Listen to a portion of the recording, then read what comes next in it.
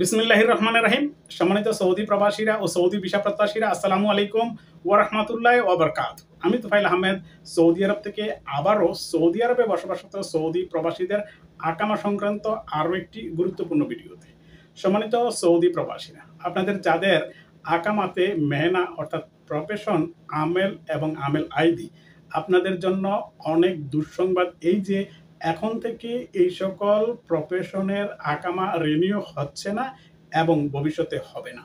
কি কারণে হচ্ছে না এবং ভবিষ্যতে কেন হবে না এবং আপনাদের করণীয় কি, এবং সেই সাথে বাংলাদেশ থেকে এখন যারা নতুন আমেল বিষয় এবং আমেল আইডি বিষয় আসতে চাচ্ছেন, আপনাদের জন্য আজকের এই ভিডিওটা অত্যন্ত গুরুত্বপূর্ণ। তাই বিস্তারিত আলোচনার আগে আপনাদের কাছে অনুরোধ, আপনারা যদি আমার চ্যানেলটিতে নতুন হয়ে থাকেন তাহলে প্লিজ সাবস্ক্রাইব করুন এবং পাশের বেল আইকনটি অন করে রাখুন, যাতে করে পরবর্তী ভিডিও নিয়ে আসলে সবার আগে দেখতে পান।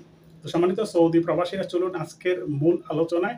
যাদের পেশা, যাদের আকামাতে মেহনা, আমেল আইডি এবং আমেল লেখা আছে, আপনাদের আকামা এখন থেকে আর রিনিউ হবে না।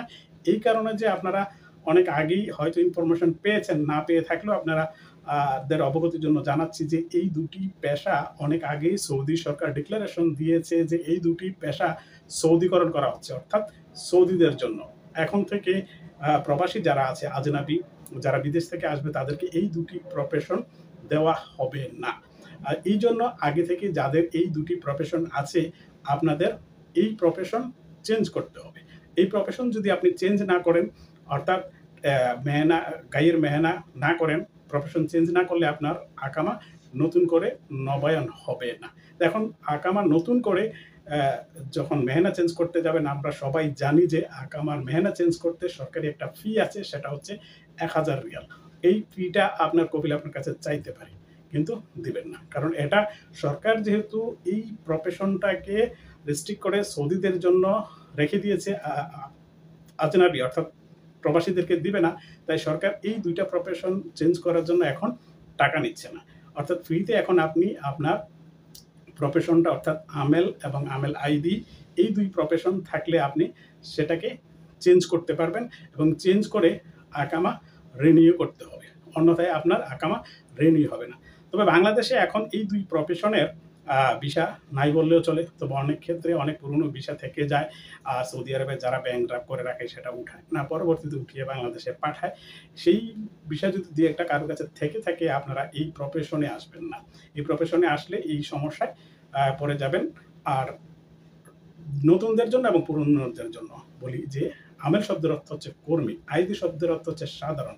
আমেল আইডি অর্থাৎ সাধারণ কর্মী ভিসা, যেটা দিয়ে সকল কাজ করা যেত। তাই এই ভিসাটা, এই প্রফেশনটা তারা ফরেনারদের অর্থাৎ আজনবীদের না দিয়ে এখন শুধু সৌদিকরণের আওতায় এনে শুধুমাত্র সৌদিদেরকে দিচ্ছে।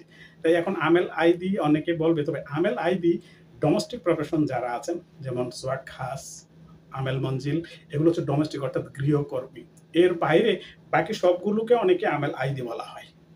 এক কথায় জাস্ট অনলি যদি আমেল লেখা থাকে এবং আমেল আইডি লেখা থাকে সেগুলো। আর আমেল আইডি শব্দের অর্থ আমি আপনাকে বলেছি যে আমেল আইডি সাধারণ কর্মী, যেমন অন্যান্য বাকি প্রফেশনগুলোকে আমরা মৌখিকভাবে আমেল আইডি বলি, কিন্তু ভিসার প্রফেশনে যেমন ইলেকট্রিশিয়ান, প্লাম্বার, মেশন ইত্যাদি লেখা থাকে, যেমন load, unload, cleaner, city cleaner, এগুলো মিলিয়ে আমেল আইডি। এগুলো কিন্তু মূল কথা হচ্ছে আপনার ভিসাতে যেই প্রফেশনটা লেখা থাকে সেটা আপনার প্রফেশন, মানে আকামা রেডিওর জন্য।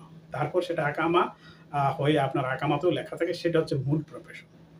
আশা করি বুঝতে পেরেছেন। সবাই ভালো থাকুন, সুস্থ থাকুন, নিরাপদে থাকুন। আল্লাহ হাফেজ। আসসালামু আলাইকুম ওয়া রাহমাতুল্লাহি ওয়া বারাকাতুহু।